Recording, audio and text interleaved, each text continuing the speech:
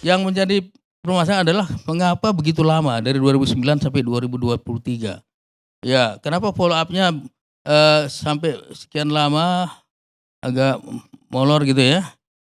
Seharusnya yang 2009 itu ataupun yang jauh-jauh seharusnya sudah ada follow up. Sudah banyak follow up, apalagi yang kasusnya yang cukup besar dan kita harus mendengar hasilnya. Karena setiap LH PPATK ada lembaran feedback di belakang yang harus dilaporkan oleh penyidik apa yang sudah dilakukan. Nah, ini kita perlu pertanyakan apakah sudah ada feedback seperti itu yang dilakukan oleh penyidik dikirim ke PPATK. Dan kalau ini terjadi masalah angka tadi 349 atau berapa, kita akan lihat hasil penyelidikan oleh penyidik. Bagaimana proses pengadilan, apakah benar angka itu sebesar itu? Ataukah terjadi pergerakan, terjadi mutasi, terjadi transaksi sehingga uang yang pertamanya besar tapi karena transaksi debit kreditnya banyak, uangnya berputar-putar sana sini. Kalau semuanya dihitung secara kumulatif dari 2009 sampai 2023 memang bisa jadi banyak, tapi berapa outstanding balance ya atau final balance berapa saldo yang terakhir yang terjadi itulah. Saya ambil contoh. Dulu waktu saya masih di PPATK 2004, pernah salah satu bank pemerintah dibobol. Uang masuk ke pasar modal 2M. Pertama dia beli dia beli saham BRI 2M. Kemudian dia menyembunyikan uangnya, dia beli surat utang negara 2M juga.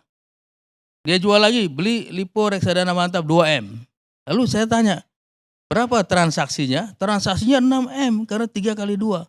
Tapi berapa benar-benar uang yang masuk ke sana pasar modal? Cuma 2M. Nah, saya khawatir dalam periode yang begitu lama melibatkan begitu banyak orang dan pendekatannya mutasi ataupun transaksi, kemungkinan terjadinya double counting bisa terjadi. Nanti kita lihat hasil akhirnya. Kalau memang nilai laporan hasil PPATK begitu besar, seharusnya aset recovery itu harusnya besar juga. Kita sekarang ini sedang dikritik oleh FATF, Financial Task Force on Money. Kenapa Indonesia recovery-nya kok rendah sekali? Bahkan PPATK sini pernah komplain bahwa follow up LH-nya nggak sampai 50%. Itu kita dengar semua. Jadi kalau memang angkanya sebesar itu, seharusnya follow up-nya juga besar dan aset recovery-nya harusnya besar juga. Aset recovery ini kita dikritik terlalu rendah untuk Indonesia. Itu saya Bang Karni. Jadi sebenarnya biasa-biasa saja, yang penting follow up-nya oleh para penyidik ini. Diperintahkan oleh Menteri Keuangan, penyidik pajak, penyidik bea cukai silakan.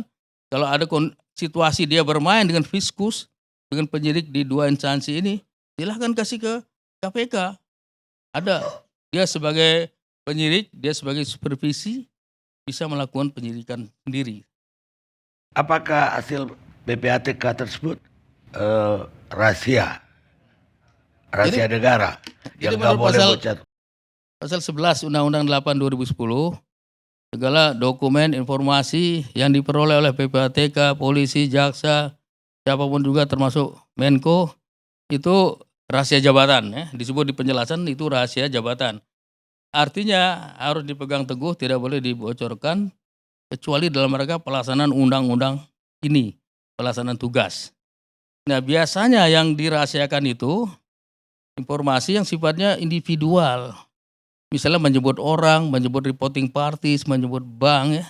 Kalau sifatnya statistik, agregat atau gelondongan saja, tidak menyebut orang ataupun bank pelapor ya, itu tidak masalah karena tidak ada financial privacy. Tidak ada masalah privacy dari orang-orang atau lembaga itu yang dilaporkan. Nah, di sini agak sensitif. Kenapa sensitif? Karena periode begitu jauh, berapa belas tahun, 14 tahun, dijumlahkan secara kumulatif, pendekatannya mutasi dan transaksi, dan disebutkan ini penyimpangan yang dilakukan oleh oknum keuangan yang ada di pajak dan bea cukai. Ini membuat lebih sensitif lagi, udah jumlahnya besar disebut spesifik orang pajak dan orang bea cukai. Nah, seharusnya tidak mengarah ke sana. Seingat saya pertama kali Pak Mahfud menyebutkan itu penyimpangan itu terkait dengan pegawai pajak dan bea cukai. Jadi sensitifnya dua kali menyebut unit kerja yang menyimpang, menyebut jumlah yang sangat besar sama sekali. Saya khawatir ini belum dikonfirmasikan, belum dibahas di Komite TPPU sebelum dilempar kepada publik. apakah untuk edukasi ataukah sosialisasi, sehingga terjadi simpang siur. Kelihatan kurang koordinasi itu antara instansi yang satu, Menko ketua komite TPPU, Menteri Keuangan itu anggota, PPATK anggota juga, perangkap sekretaris. Kalau seandainya ada koordinasi yang baik di antara komite ini, kalau menurut saya mungkin angka yang keluar itu tidak akan simpang siur karena sudah dibahas bersama, baru dilempar secara bersama oleh komite ini.